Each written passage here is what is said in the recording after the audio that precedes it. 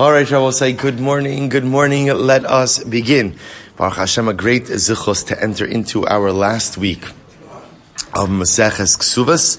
I want to go ahead and begin by thanking all of our sponsors for this morning's share. To thank our TALMUD TORAH sponsors for the month of Tishrei. To thank Dr. Linda Weinberg, Sarah and Ricky Gratz, Julia, Rena, and Eve, in loving memory for dedicating the shurim this month, in loving memory of their husband, father, and Zayda, Dr. Paul Weinberg, Peretz, Moshe, Ben, Avram, David. To thank Ayal and Sara Steinberg for dedicating the shiurim this month in the zechus of refuah shelema for shulamis bas susha, and Adam and Yudit Ben Zev in the zechus of all of our tefillos being miskabel Hashem. Our week of learning sponsors: Avram Zysman, in commemoration of the yahrzeit of his grandfather, Avraham ben Aharon, Tzvi and Shaindy Shir, in honor of the Kehila, and Elliot Shira Pepper, in honor of Ari Lerner and all he does for the shul. Beautiful. Incredible, beautiful. I will say to thank our Daf Yomi sponsors for today: Alan and Andrea Stawis, in honor of the bas mitzvah of their granddaughter, Kayla Rosenbloom. May she grow in both Torah and mitzvos and bring much nachas to her entire family and to all of Kal Yisrael. Beautiful, and mazel tov. I will say with that, let us begin. Very, very exciting. First of all, very exciting Gemara in general, and also to recognize it. It's always beautiful when there's like this confluence of events. How it is that we're finishing the Masechta on Rosh Chodesh. So we're ending things, beginning things, closing out Chodesh Tishrei, beginning Cheshvan, and Yahrzeit Hashem with such excitement of a new Masechta. We'll say, let's begin. Today's daf is Kuf Tes 109. We are picking up in Yahrzeit Hashem on the bottom of Kuf Ches on the base, 108b. 108b. We literally left off. We left off yesterday at the Mishnah. So the Mishnah says as follows: HaPosek Ma'os L'Chosno. It's a very interesting case. Someone promises money to his son-in-law. An age-old story, right? So someone promises money to his son-in-law. And I will say, in this particular case, what's unfolding over here is like this. Essentially, we're talking about a dowry. So imagine for a moment that Reuven is marrying Rachel. Rachel's father promises Reuven some amount of money. And what happens? Upashat loas haregel. And then the father-in-law extends his foot.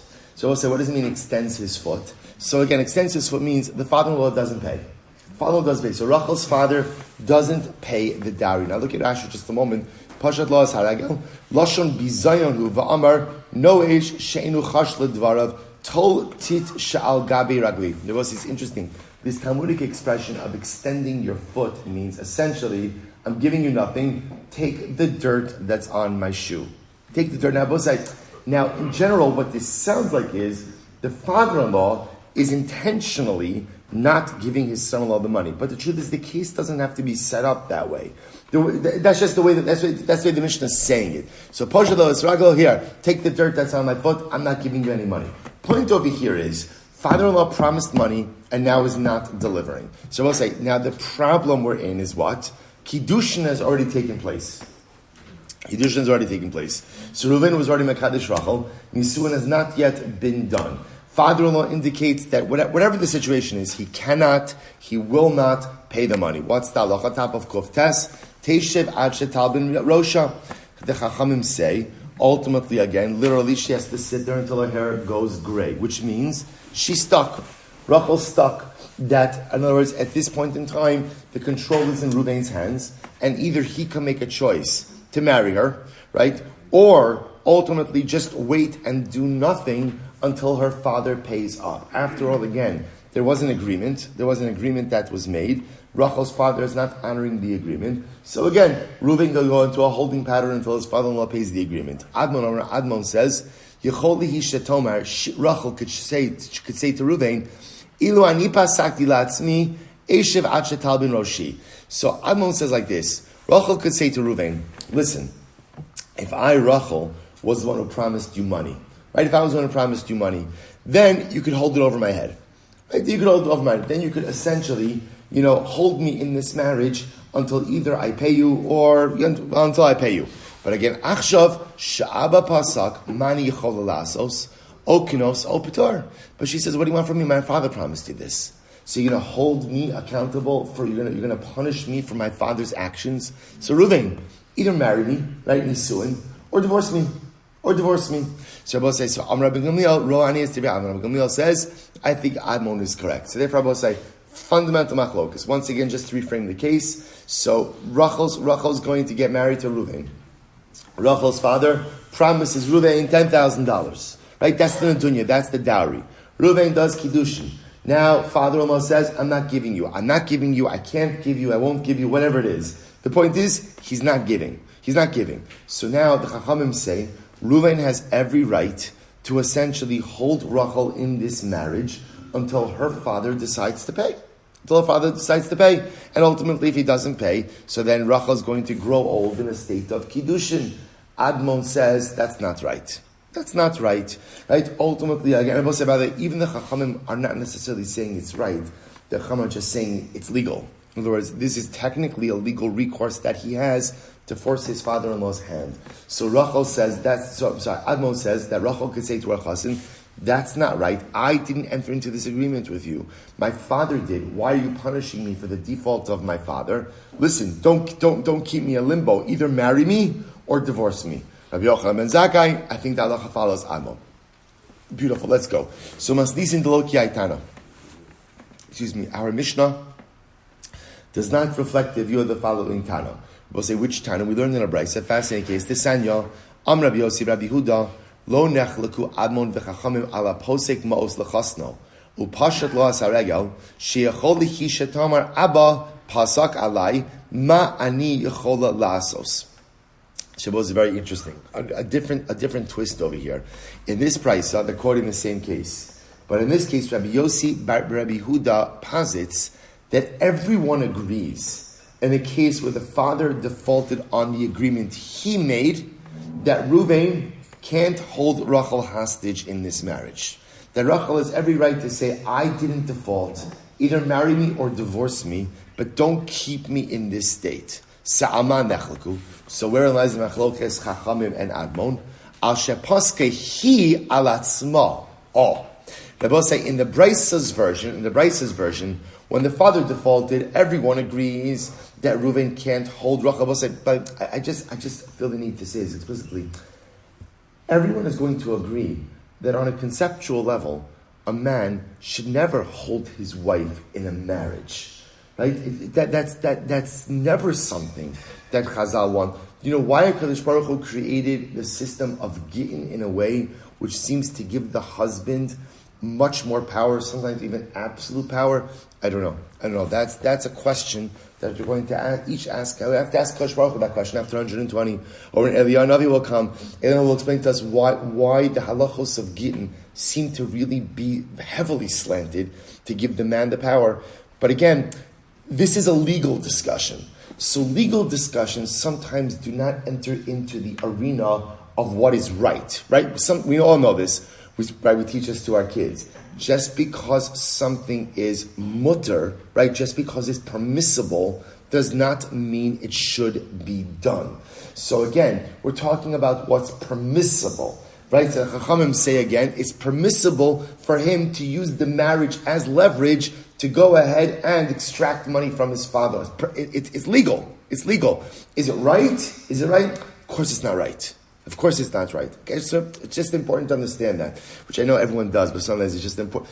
Like, as we get older especially, we learn that even when everyone knows something, it's still important to say it. And I will say, by the way, this extends, lo alinu, person has to dissolve a marriage. A get should never ever be used as leverage. A get should never be used as a mechanism or as a tool to extract something that a husband, right?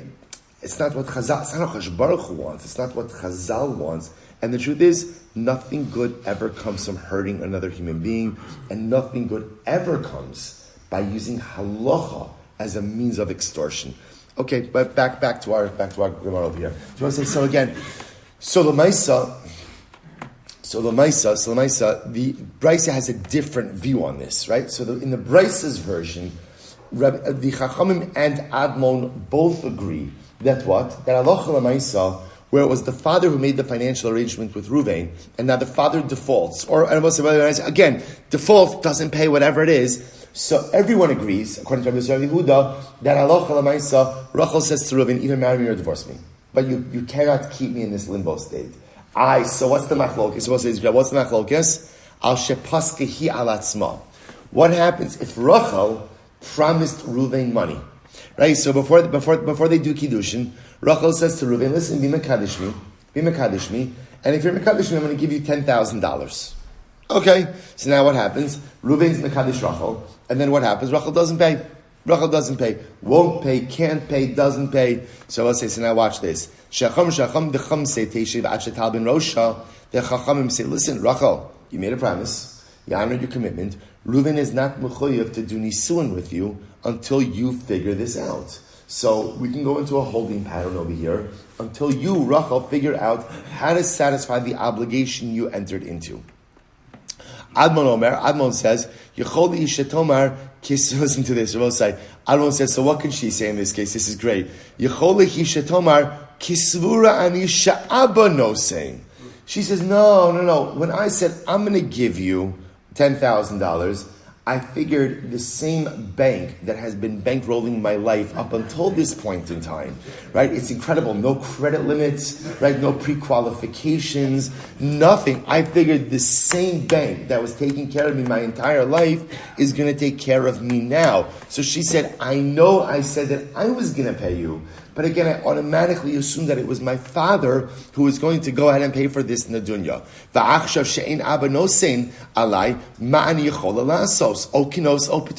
So she says, what do you want from me?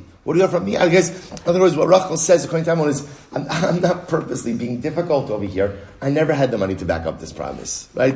I never had the money to back up the promise. It was always going to be my father. Now my father doesn't want to pay. Okay, don't hold me hostage in this relationship. Either marry me or divorce me. Shabbos, so I just want to point out over here, so the Gemara is now explaining that there's two versions of this machlokes. In our Mishnah's version, right, the machlokes case is where the father of the bride, the father of Rachel, promised and then doesn't pay. Chachamim say, okay, Reuven could wait, Reuven could do nothing, Reuven can go into a holding pattern until the shver pays up. Right? Admon says she could say to him, this is not my fault, either divorce me or marry me, but don't go and keep me in this holding state. Right? The Brisa now says, no, in that case where the father defaults, everyone agrees that Rachel could tell Reuven either divorce me or marry me because I didn't do this. What's the machlokes case? Where Rachel promises the money. So the Chachamim say, listen, Rachel, you made a promise. Make good on the promise. If you don't make good on the promise, Reuven has no obligation towards you.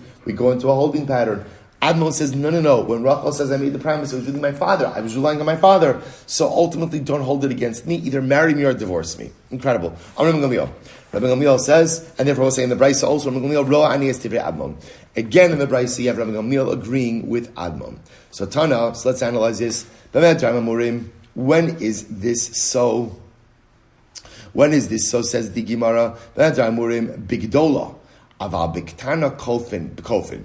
Let's say, when is all of this said? Right, specifically the Brisa. Right, we're talking about an adult girl, but with a kitana, with a minor, we will force him. We'll force him. So the Gemara says, kofin laman. Force who? Force who to do what? Ilay mala'av. If ultimately at the end of the day we're talking about forcing the father to pay up, so both say it makes much more sense to force the father in a case of a gidola than it does to force him in a case of a kitana. Why? Because we'll say if we're talking about a case where the kitana promised money, right? Rachel was a kitana, promised money to Reuven. What's the halachic weight of that promise? It's not there. Right? The words of kitana are meaningless. So if you're going to be talking about a case where you're forcing the father to pay up, it makes more sense to force the father to pay up in a case where his Gedola daughter made a commitment. So the Gemara says,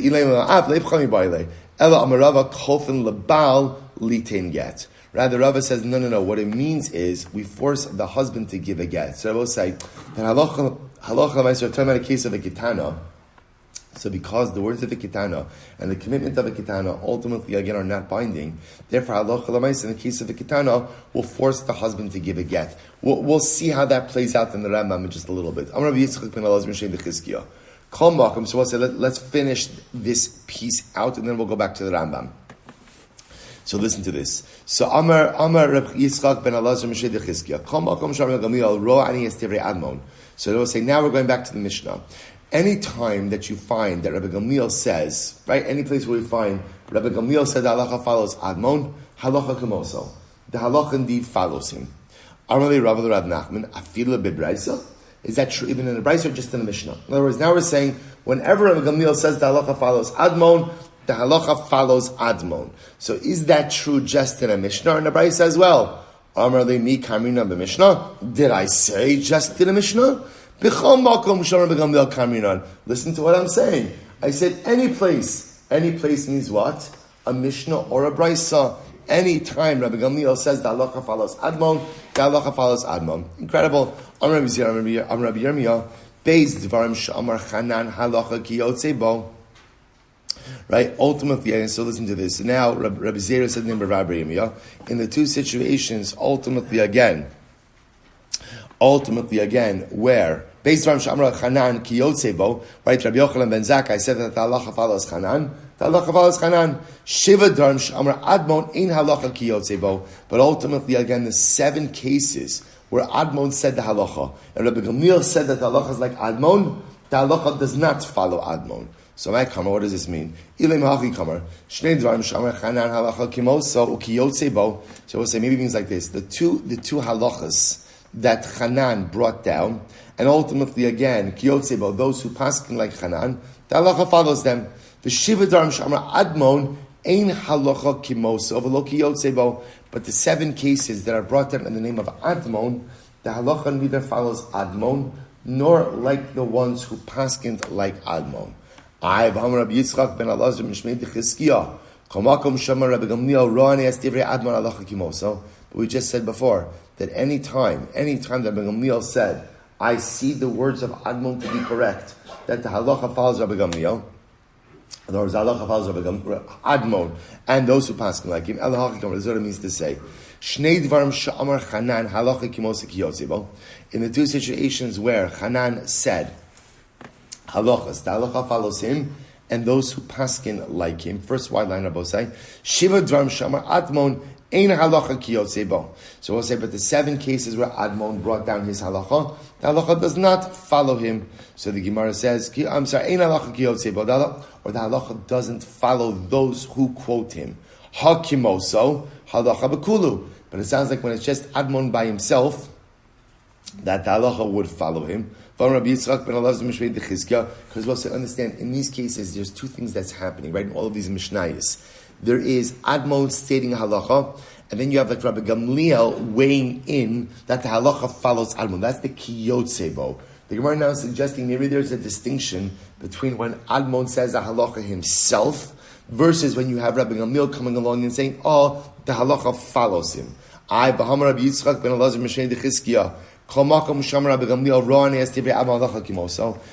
we just said before that whenever Rabbi Gamliel says, I see the words of Admon to be correct, that the halacha follows him.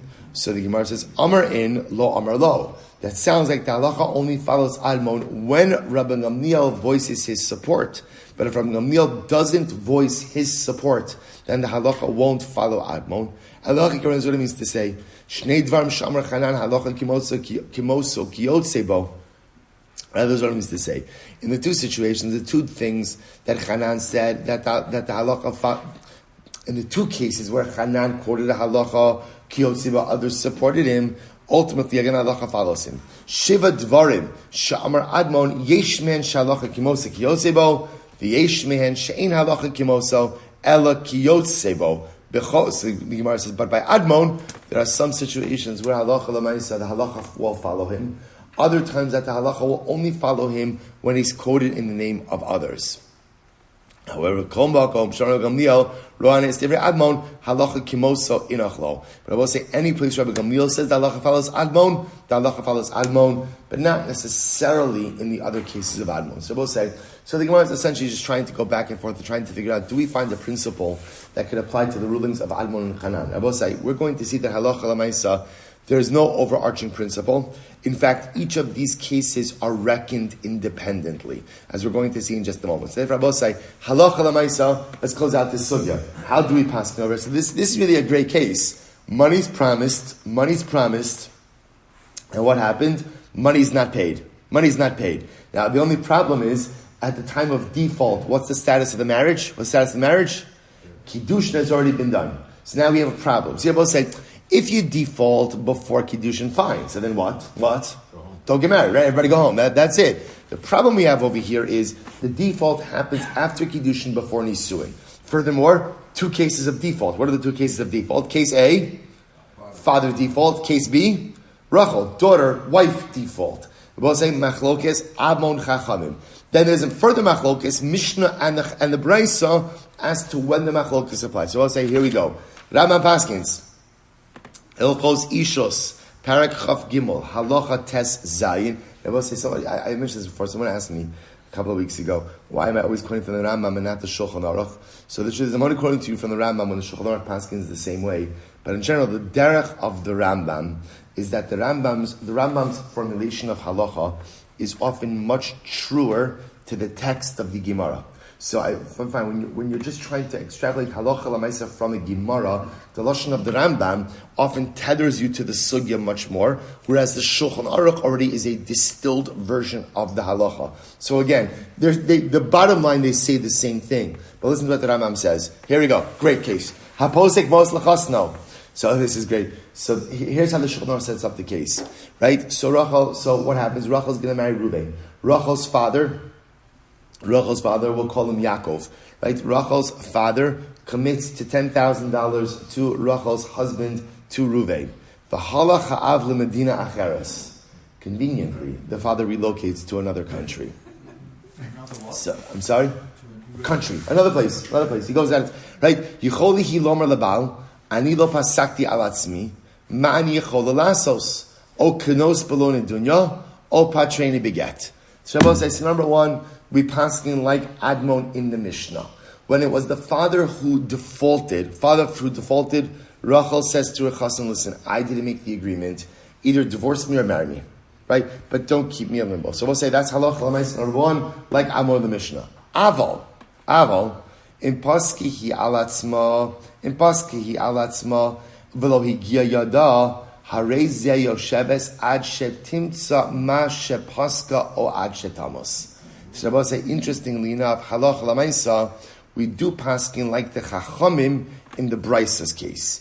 If she is the one who made the commitment, then ultimately she has to figure out a way to honor it, and he has no obligation to do anything until she figures out how to honor this commitment. Remember again, this is where she made the commitment. Remember, Admon's out for her. Remember again, what was Admon's out for her? What was his out for her?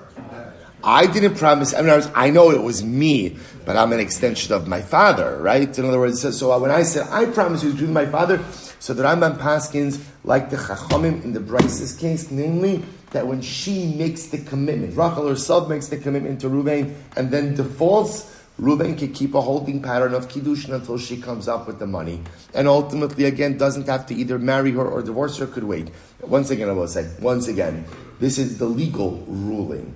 Moral, ethical. Should a man ever keep a woman in a relationship over money? Absolutely not. Absolutely not. Again, if she says, give me more time, I'm happy to go and try to figure out how to, okay, that's fine. She wants the time. But Lamais, again, this is the legal ruling, not the moral, ethical, or the implicational ruling. So we'll say, halacha l'maisa, we pass like Admon in the Mishnah. Therefore, again, if father defaults, Reuven can't hold Rachel in the relationship. If Rachel makes commitment and Rachel defaults, he has the ability to go into a holding pattern until she's able to come up with the money. Incredible. Mishnah Bosai, very interesting case. Okay, so let me give you the background to this. Take a look at Rashi. First Rashi in the Mishnah. So we'll say in the short lines of Rashi, 2, 4, 6, 7 lines into the short lines. Rashi says, watch this. This is fascinating. Reuven ma'arer al sada shebiyad Shimon. So we'll say, so here's the case. Shimon has a field. Reuven is claiming the field really belongs to me. It was stolen from me, and you bought it illegally. Now again, he's not accusing Shimon of being complicit in the theft. He's just saying, Shimon, you think you own the field is really mine. Okay, fine. Now watch this.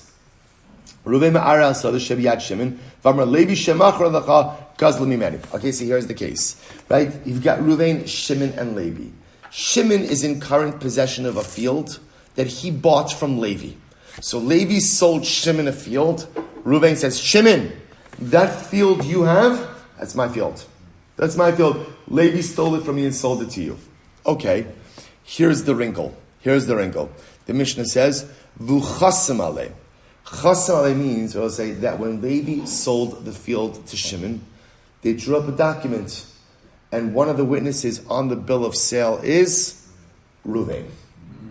So Reuven is a witness, such a good case. Reuven is a witness on the sale document from Levi to Shimon, and now Reuven, who's one of the witnesses, says to Shimon, by the way, the field is stolen.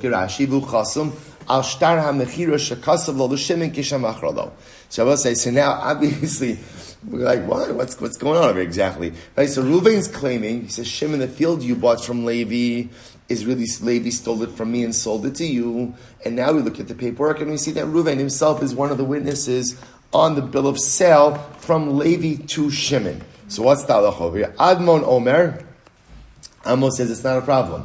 We say to Reuven, so obviously we ask Reuven, I don't understand. If Levi stole the fields from you, then why would you agree to sign the shtar mechira, right? Why would you agree to sell a bill of sale? Almo says there's a perfect answer for this. Hasheni noachli, harisha kasha hemenu. So let's listen to this, because Reuven could say, listen, Levi is a gazlan, right? Levi is a thief, right? And maybe he's a strong guy. I knew I never had any chance of getting my field back from Levi. But Shimon, I know you. You're a reasonable guy. So I figured if I could get the field away from Levi to you, to Shimon, now I have a better chance of getting back my stolen field. That's why I agreed to sign on the bill of sale so that I could get it out of Levi's hands into your hands. Incredible. I will say, by the way, who needs reality TV like when you have this? I'm just saying, like this is so great. This is incredible. So let's now listen to this. V'cham say, no, come on, cut it out. Zechus. What are you talking about? Reuven, if you come forward with a claim that the field that Shimon currently has is stolen from you, that's fine. But Lamaisa, once you're signing on to, once you're not a party, but once you're a witness to the transaction, you've lost any right to claim that this property belongs to you. So we'll say, take a look at Rashi.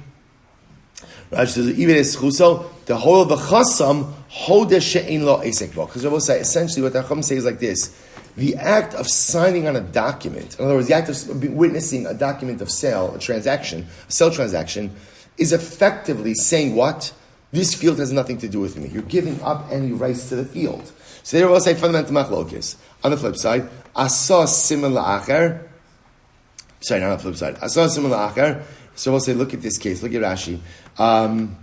Asa hamuchsak ba siman la'acher. Shalom machal Reuven zeh ha'or aleh ela leish acher haya mocher sada mitzadzu u'meitzar lo arba'os mitzari hasada v'kasav lo b'meitzarim meitzar ploni sada shali v'asa sada zusimin. So we'll say, now watch this case.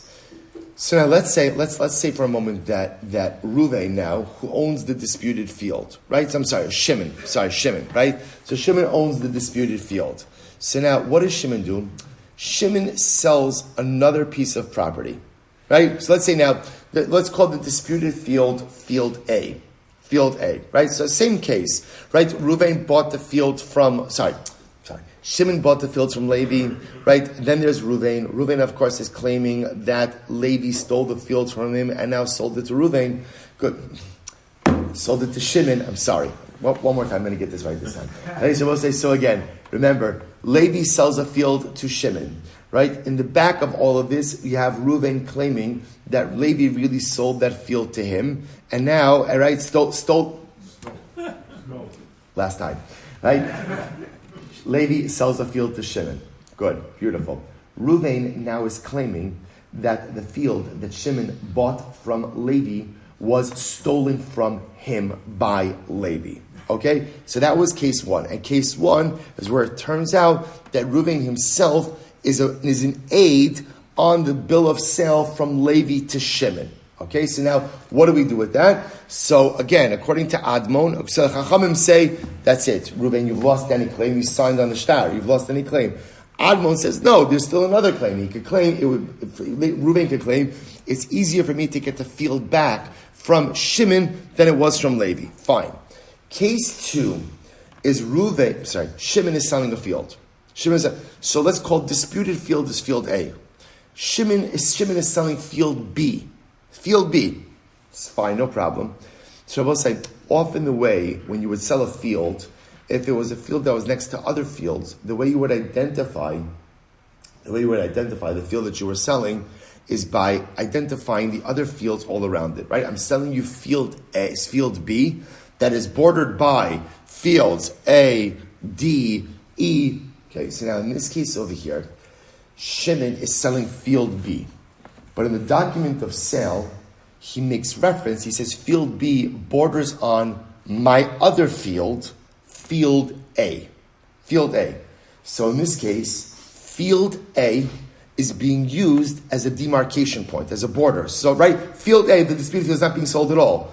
But it's being used to identify field B, which is the transaction. So now Reuven is using field A, right? Sorry, Shimon, thank you. Shimon is using field A as just to identify the border of the field that is being sold.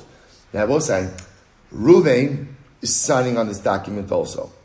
Reuven is signing on this document. So now, here's the shaila. Now, in this transaction, in this document, so when Shimon is selling field B, he's also what?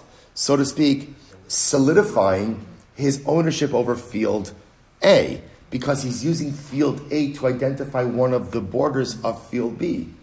Reuven, who's claiming that this field A was originally his, is signing on this document. So now Bo says, so now what's going to happen after this is over? So now Reuven is going to want to come back and say to Shimon, by the way, field A is mine. It was stolen from me by Levi, who subsequently sold it to you. The Mishnah says no. Asa simin la'achar ibed zechus. At the end of the day, even Admon agrees, which is interesting. Even Admon agrees in this case, that once Reuven signed on this type of shtar, which used the contested field as a border for the field being sold, everyone agrees that Reuven has relinquished any further rights to claim that the field is his. Okay, interesting. Let's go. Rabbi. Okay, we'll say, let's go back to that first case. Great. Let's go back to the first case. How many days long? No, okay, good. Not too long. Good. Okay, a little bit carried away with this. Good. Just say so. No, because the truth is, I realize that with this we actually have to stay on target, because the truth is, we end, Rosh Chodesh is Tuesday, Wednesday, right? So the truth is, Tuesday and Wednesday's dapim are a little bit, and Monday, a little bit long. So we got to stay, and we only have 45 minutes on Tuesday and Wednesday because of Rosh Chodesh. But we're going to be fine. So let's say, here we go. So we'll say, so listen to this. Rabbi says, so we'll say, now we're focusing on case 1. So once again, let's just get back to case number 1, right? Shimon purchases a field from Levi. There's a document, right? On the document, it says that Levi sold the field to Shimon. One of the witnesses is Reuven. Reuven then comes after the sale is complete, and Reuven comes to Shimon and says, Shimon, the field is mine, Levi stole it from me. What? You signed on the document. So again, Chachamim say, sorry, Reuven, you no longer have any claim, because halach l'maisa, you signed on the document. You were a witness. We're done. Almon says, no, Reuven has a claim. Yes, I signed on the document in order to get it out of Levi's hands to your hands, Shimon, because I felt I'd have a better chance with you of getting back my land. Fine. Some Rabbi says, lo shano ela eid. That's only true, right? All of this is only true if halach l'maisa, Reuven signed, in other words, the machlokes is only if Reuven signed as a witness. Aval dayon lo ibed es zechuso. This is fascinating. Shavuot say, this is really incredible. So if halacha l'maisa, Reuven served as a dayon, as a judge, everyone agrees that he can still make the claim of theft, even though he was the judge over the document. Now, what does that mean? I will say, why do you need a judge in this case? Look at Rashi. Aval dayan shehu v'shtar mechir bebeizin lekaimo kamishpat kiyum shtaros she'idim bain umi'ibn aksav yadam v'adayanim kosin shtara dinan nafka lekadmana v'asidu sa'ad yachasimo sa'adaya v'ashinu v'kamero. So we'll say, watch this. Let's say again, they come to Beis Din to certify a document. Kiyum shtaros. We've spoken about certification of documents many times. We'll also remember again, what is kiyum shtaros? See, the danger of a document. See, on one hand in halacha, document, right? When you have a signed shtar, so that's incredible. The problem is, could somebody go ahead and not alter, what's the forge, right? Can you forge a shtar? Sure. So there's a concept of shtar certification.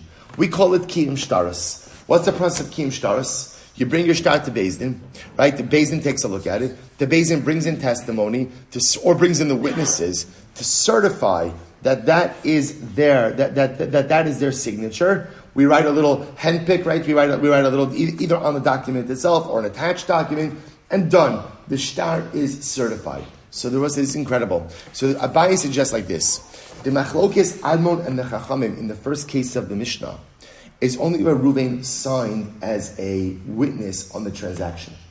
But if he was a dayan on the Beis Din that certified the document, that does not erode his ability to later on claim that the field was stolen from him. Why, Rabbi say? This is actually fascinating. The Tani Rabbi Chia, Ein ha'edim chosmin ala shtar ela im kein karo. Aval, on the base, Aval hadayanim chosmin aval pi shelo karo. I will say absolutely incredible. When you witness a transaction, right? When you sign as an aid, I will say, what are you signing on? What are you signing on? You're signing on the validity of the transaction, right? That's what you're signing on. That I witness this transaction. This transaction is binding, valid, and legal. When you're a dayan for kiyum shtaros, I will say, what are you certifying? What are you certifying? Signatures. You are not certifying the transaction. In fact, the dayan, sometimes by kiyum shtaros, the dayanim aren't even reading what's in the document, right? Because I'm not certifying the transaction. I have no idea about the transaction. Kiyum shtaros is there just simply to certify the signatures on the document itself, but it has nothing to do. But it's so fascinating, so fascinating. See, you could have a situation of kiyum shtaros, which makes sense, because otherwise, if kiyum shtaros requires a whole certification of the transaction, then what's the point of the shtar? Then what does the shtar do? The shtar, right? The edus on the shtar locks in the transaction. Kiyum shtaros certifies the signature. So this is incredible. So I will say, in a case where Reuven was a dayan for kiyum shtaros. So now let's play this out, right? So Levi sells a field to Shimon, and then what happens? They draw up a document, and now they want to bring the document to Beis Din for certification. Reuven is one of the dayanim on the Beis Din to certify. Right, Reuven's Beis Din certifies the document, and then after it's certified, Reuven says to Shimon, by the way, the field is stolen from me. Everyone agrees in that case, Reuven has a valid claim. When we say Reuven has a valid claim, obviously saying something was stolen from you is not a claim. Right? I mean, it's a claim. What it means is Reuven now has the right to what? Pursue that claim. Right? So again, why? And everyone agrees in that case. Everyone agrees in that case. Why? Because Reuven's acting as a dayan for kiyum shtaros has nothing to do with the transaction. All Reuven was doing was just saying, oh yeah, the signatures, witness A, witness B, you guys recognize these signatures? Fantastic. Sign it up, right? And then we're done. Certified. We're done. So everyone agrees in that case, it in no way erodes his claim to go ahead and pursue the stolen claim, the claim that the land was stolen from him. Masha'en came, when he's a witness to the actual transaction, the sale, from Levi to Shimon. In that case, again, part of signing on a shtar is what? You are claiming the transaction itself is valid. The Chachamim say, you claim the transaction is valid, you can't go ahead and now claim that same parcel was stolen from you. Admon says, yes, I can. The transaction was valid. In other words, yes, Levi sold to Shimon. But at the end of the day, it's my land. Good. So says the Gemara. I saw the similar achar. I was supposed to say the next case in the Mishnah was, that I remember again, this is where I got the name confused, right? So same case, but let's say, well, not same case. In this case, Shimon the purchaser, right? Shimon who purchased contested property, we'll call it parcel A. Shimon is selling parcel B and uses parcel A to identify the borders of parcel B. Reuven himself signs on that shtar as well, or not as well, but Reuven sells on that shtar. The Mishnah says everyone agrees that after he sells on that shtar, he no longer has the right to pursue any claims that the land was stolen from him, that parcel A was stolen. Amar Abaye, lo shano ela la'achar. That's only true ultimately again. Rashi says, Lo shana la'achar, dafka nakat masnisin siman la'achar, aval asa hamuchsak ba siman li'atzmo shal Ruven za'ora la. So now listen to this.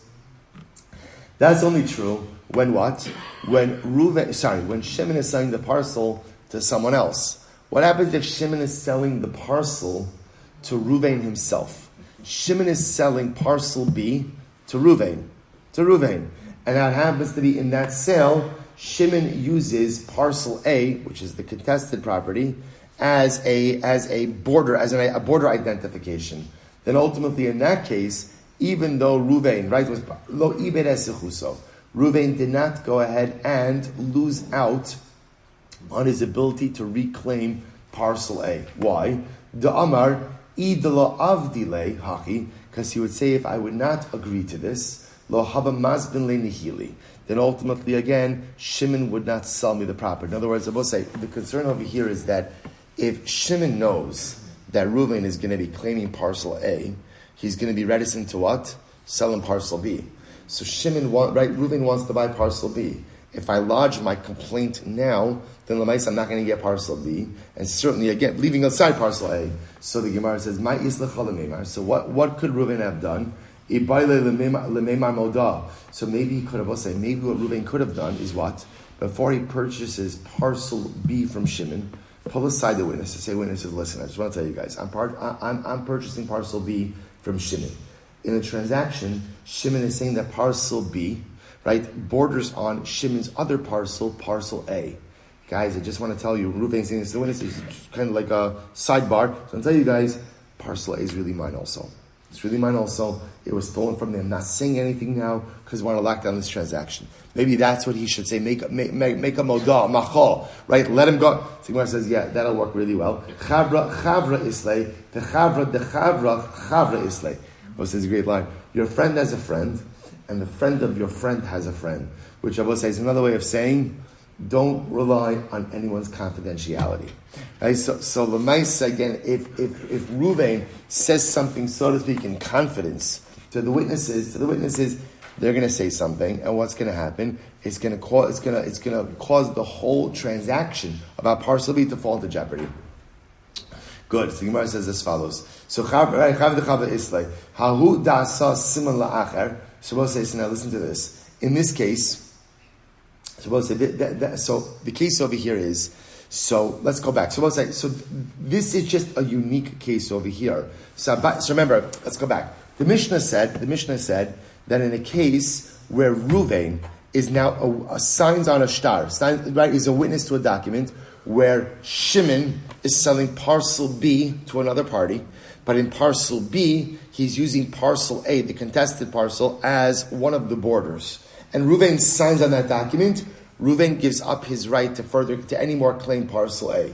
That's only true. Now Abai gives a qualification. That's true if Shimon was selling it to another party. But if Shimon was selling it to Ruvain himself, and Ruvain doesn't object to the use of parcel A as a border, that's because Ruvain doesn't want to call into jeopardy the whole transaction. Fine. So we'll say, now going back to the original case. So let's go back to the Mishnah's original case. Right, so the Mishnah's original case, so Ruvain is an aid on the shtar where Shimon is selling parcel B using parcel A as a border.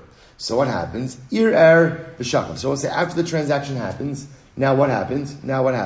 So Ruvain claims, by the way, parcel A is mine. But what happened? Shachid, then he died. Ruvain died. Right, so Ruvain died. Mysterious causes, right? Right. Ruvain died after raising the objection to the ownership of parcel A. Okay. What happens? Va'okim apotra. So we'll say, so now again, so after Ruvain passed away, right? Either Ruvain made provisions for this beforehand, or the Basin appointed an apotropos. Now there's an executor of Ruvain's estate. Okay. So Asapatra Kamei Abaye. So the apotropos came before Abaye. Amrle, Asa Siman La'ah. So we'll say, so now what happens? The apotropos is coming. And why is he coming? The apotropos is saying, listen, before Ruvain died, Ruvain claimed that field A belonged to him. So the apotropos says, I am coming to follow up on that claim. Okay, so Abai says, listen, Abai says there's no claim. It's an explicit Mishnah. We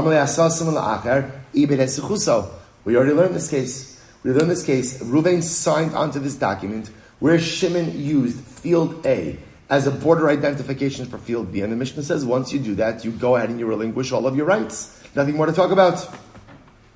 To which the apotropos says, you're right, but Amar hava avosan dias mikayim hava time va'amar telem echad asisi lach. Very interesting.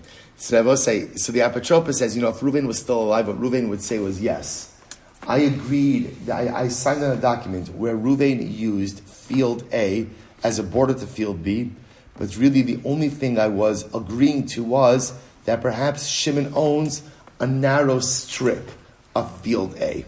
A narrow strip of field A. That's what he owned. So the Gemara says, Amalei, Shabir Ka'amrat. So the truth is, that's a good taina. Rabbi Yochanan, Im Tava Aman Telem Echad Asisi Lecha Ne'aman. Shabbos said, it's actually very interesting. Very interesting. That the claim over here is that halacha l'maisa, right? That if I go ahead, right? Rabbi Yochanan says, in Tava Amar, let's say I sold you a field, right? The field is mine, and the only thing I sold you in that field was a narrow strip. Such a claim could actually be believed. So the Gemara is supposed to see what's happening over here. So in other words, Reuven signed on this document that where Shimon was selling the field to another party, Shimon was selling field B, but field B was sold with a border identification of field A. Reuven signed on it. After Reuven signed on it, the transaction happened. Reuven said, by the way, field A is mine. It was stolen from me by Levi.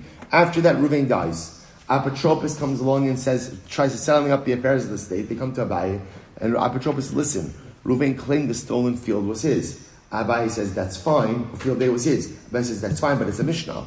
Right? Reuven signed on that document. When he signed on that document using field A as a border to field B, he abdicated all rights to the field. To which the apotropos says, no. Perhaps if he was here, he would have claimed all Shimon really owned in that field was just a narrow strip. That's what he was identifying as the border. To which Abaye says, that's a good taina. But zilhav lilemehas telem echad. Ultimately, again, you still should have to go ahead. So in other words, now Abaye says to the apotropos, even if that's a good claim, so that's fine, but you still have to leave in Shimon's possession a narrow strip. So havi alei rivchad dikle. So I will say, here's the problem.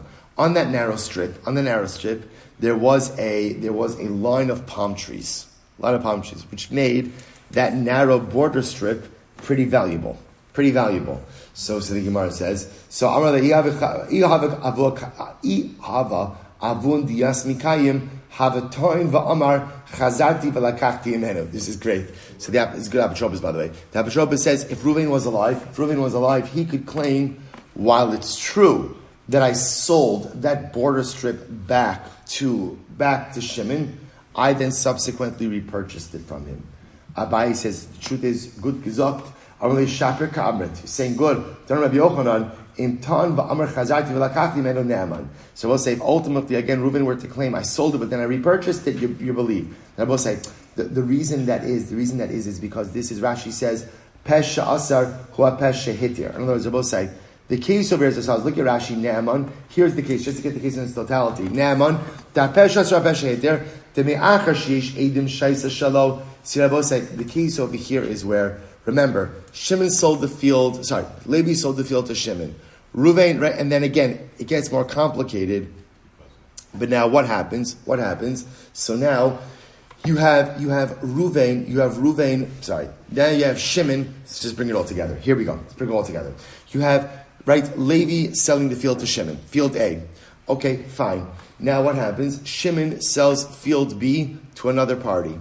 But in that transaction, he uses field A as a border identification. Reuven signs on that shtar, that bill of sale that Shimon makes to another party of field B. Afterwards, what happens? Shimon. So Reuven says, field A is mine. It was stolen from me by Levi and then sold to you, Shimon. So remember again, street halacha in the Mishnah is we don't believe Reuven. You sign on that document, we don't believe you. Now, we'll say in this case, it's becoming a bit more complicated. In this case, what happens is Reuven goes ahead and claims the field was stolen from him. Not only that, Reuven brings witnesses. He brings edus. That's Rashi filling in the blank over here. He brings witnesses. The Rabbi said, after he goes in and brings witnesses, what happens? He dies. He died. Okay, now what happens? Apotropos comes to Abaye. Apotropos says, listen, I'm here to follow up on Reuven's claims. Abaye says, there is no claim. It's a Mishnah. Reuven signed on the document. Apotropos says, but he has eidos. Abaye still says, but one second. Essentially, the eidos is negated in the face of what? Reuven's signature on the. In other words, once Reuven signs on that document, he effectively signs away his rights. To which the Apotropos says, no. What you don't understand is he actually went ahead and sold back. Right? He sold to Shimon a strip of land. Abaye says, okay. So now what you're telling me is when Reuven signed in the document, he wasn't yielding his rights to the rest of the field. What was he acknowledging? That Shimon owns a strip of land of field A that borders on field B, but that in no way is yielding his rights to the rest of field A. That's good. But Abaye says, okay, that's fine. So now you could pursue your claim on the rest of field A. But what? But you have to go ahead and at least leave in Shimon's possession what? The strip of land. To which Apotropos says, but one second, there's more to the story. Reuven bought back the strip of land from Shimon. He bought it back. To which Abaye says, the truth is, you're saying good. Why? Because I will say, this is a pesha, asar pesha hit here. Why? Because the only way we knew about the sale was how? Was through Reuven. Right? In other words, right through Reuven. We didn't know about the sale. Without the sale, all you would have is what? Is Eidos saying that Lamaisa, the field, was stolen from Reuven. So now Reuven, so to speak, through his Apotropos, is telling us that a sale happened of the strip. Now Reuven is further qualifying and telling us after the sale occurred, Reuven bought it back from Shimon. It's a pesha, asar pesha hitter case, in which case Reuven / the Apotropos should be believed, and it turns out that Reuven should really be able to walk away, assuming he could prove his claim, right? He should really be able to walk away with the field in its entirety, including the strip of palm trees. Incredible. Amar Abaye, so we'll say, what's the takeaway from this story? Amar Abaye, Hai man demoke apotropa, nokim ki had the yada lafuche b'schus diasmi. And we'll say the entire takeaway is, you got to get an apotropos like this, right? I'll say this is you got to surround yourself with good people, right? This apotropos, Abaye says, knew exactly what he was doing. Good. So we'll say, so for our purposes, halacha l'maisa. How do we pause? So we'll say this is a complicated case, right? It's a very complicated case. Remember again, we'll say what we have essentially embedded in this case is are a couple of different cases. Just because I'm just going to tell you quickly, the Rambam Paskins, this is in Hilchos Toein V'Nitan, Perek Tes Zayin, Halachas Aleph and Beis. We're not going to have time for everything. I'm going to leave out the Talon case. I'm just going to give you the Mishnah. Here it is. Reuven Shemachar the Shimon Sada. Reuven sold the field to Shimon. V'haya Levi me'ed yeshta. Okay, so Rambam changes the name. So I'm going to keep it like we had it, right? So we'll say, Levi sold the field to Shimon, and Reuven was one of the witnesses on the shtar. And what happens? Subsequently, right? Reuven claims after the transaction occurs. Reuven claims that what? That Allah Kalamaisa, Levi stole it from me. Ein shomen lo. The Rambam Paskins like the Chachamim. No. Even though you I remember again, you're going to claim, yes, I signed on it because I wanted it to go from Levi to Shimon because I feel a better chance of getting my field back from Shimon than from Levi. The Rambam says, case closed. Halacha l'maisa. Right, halacha l'maisa. There's absolutely nothing to talk about once you are party to the transaction. Right, once you are a witness on that shtar, you have effectively ceded and yielded any rights that you have to claim that field as your own. However, the Rambam says, if Reuven acted as a dayan for kiyum shtaros, he does not yield or cede any future rights. Again, going back to the distinction of the Gemara, that Allah Kalamaisa, an aid certifies the transaction. A dayan only certifies signature. So Rabbi say, halacha l'maisa, we don't pass like Admon in this Mishnah, we pass like the Chachamim. There's more, much more. Again, Hilchos Toein V'Nitan, Parak Tazayin, Halachas, Aleph, and Beis. Take a look at it at your own, a lot more interesting ideas, but that's the halacha l'maisa. Good. Mishnah, quickly. Mish halacha medina sayam ve'ibda derech sadeo. Again, it just gets better. Listen to this case. And I will say, by the way, you ask yourself, what does this have to do with Kesuvos? So first of all, it's so good, so who cares? Right? That's answer number one. Right? That's answer number one. So I will say, so remember again, the reason, just so you know, in all seriousness, the reason why we're doing this is because remember, the way this parak started off were with the rulings of Admon and Hanan. And remember again, it started off with a discussion about Mizonos. That's which is Kesuvos. Now I will say we're just going through all of their rulings. Watch, this is a great case. Misha halach u'medina says. So we'll say, watch this case. Reuven goes overseas. Now Reuven owns a field. Now we'll say, interestingly enough, the case over here is Reuven's field is landlocked, which means that the only way he was ever able to get into his field was how? He had a right of way. He had a right of way with someone. So what happened? So Misha so we'll say, so now what's the problem? He comes back, he's been away for a while. He can't remember the right of way. Where is my right of way to get into my field? And of course, as one could imagine, none of the neighbors are being forthcoming. Right? So because obviously no one wants to give up their land. So Admon Omer, Yelech lo k'biktzara. Admon says, look, since we have to use logic, figure out what is the shortest way to get into his field, and let's assume that was the previously established right of way. The Chum say no. Yikna lo b'derech b'mei mana o yifrach ba'avir. You have a choice. Either go ahead and pay top dollar for whoever's willing to negotiate with you, or fly. Right? In other words, right, or fly. Figure out a way to fly. Right? So we'll say, so again, this is actually interesting. The Chum say, listen, Reuven, you went overseas, you lost your information, the burden is on you, so pretty much, again, no one has to do anything for you, so you're going to have to figure out a way to negotiate for top dollar rite of passage. So let's analyze. So my time is the Rabbanon, Shabbat Ka'an. So we'll say, I don't understand. What's the logic of the Rabbanon? It's here, the reason why the Rabbanon's position doesn't seem to make sense is, if there's one thing we know, it's that what? Reuven had a right of way. He had a right of way. Right? I'll tell you, but these right of way, even today, I know, because with our building, the right of way agreements are like, you would think this should be the simplest part of a real estate transaction. It's incredible how complicated right of way agreements are. It's fascinating. In any event, so the Gemara says as follows, I don't understand. Obviously, he has a right of way. This was his field. He used the field. He was getting in and out of his field, so there was a right of way agreement. So Admon is saying, listen, logically, he's going to take him the easiest path. So just assume that's the path he had. What's the logic of the Rabbanon? Watch this. He goes shikifuah. So I gave it away a little bit. I'm sorry. Shikifuah arba'a b'nei adam me'arba ruchosav. I gave it away. In other words, this is a landlocked field. There's 4 different people. So we'll say, what's the problem? The problem is, if you can imagine, right, Reuven comes back, everyone says shalom aleichem, they make a kiddush, neighborhood kiddush, it's so beautiful. And then he goes to neighbor number 1. By the way, was my right of way through here? No, not here. Right, neighbor 2, no, not here either. 3, 4. So we'll say, and the problem is, each has the ability to deflect it to the other. So this is one of these interesting cases where we know a right of way exists, but Reuven can't figure out a way to enforce it against any one particular party. My time in the Admon.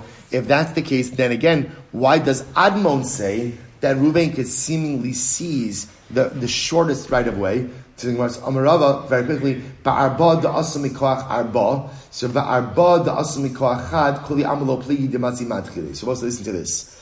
When you have 4 people who bought their own respective fields from 4 other people, or for that matter, 4 people who bought their fields from 1 person, everyone agrees in that case, each party could deflect to someone else. Ki pligi, so the Gemara says, kuli amalo pligi dematzi madchili.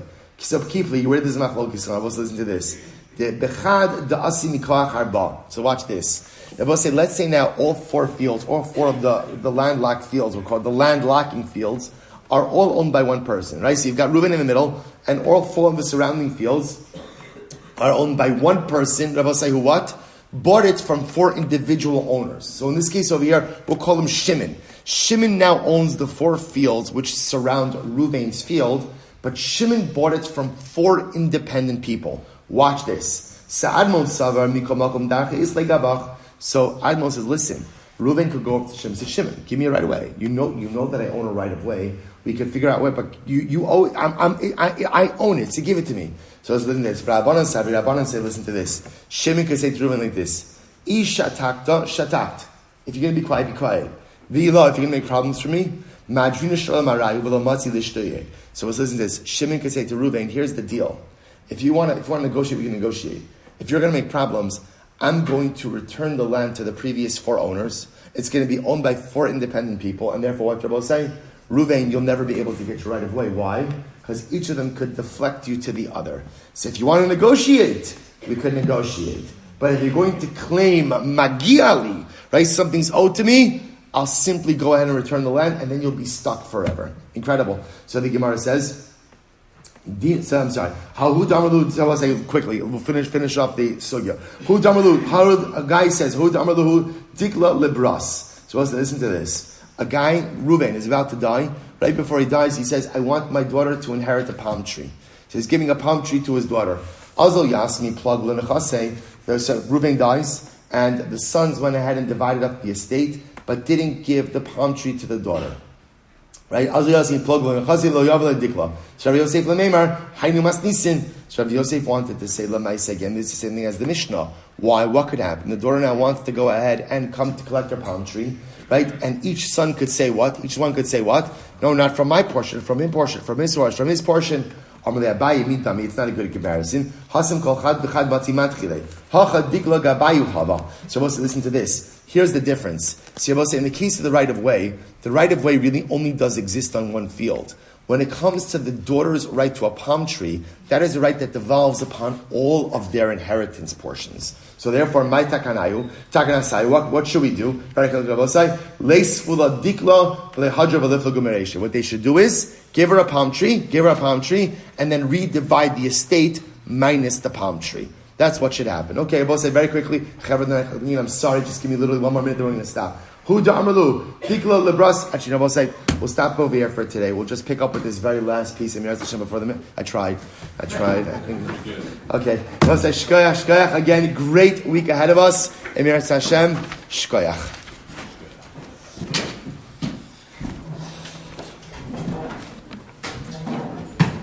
All right, Chavran, have a great day, everyone. I've known when he says that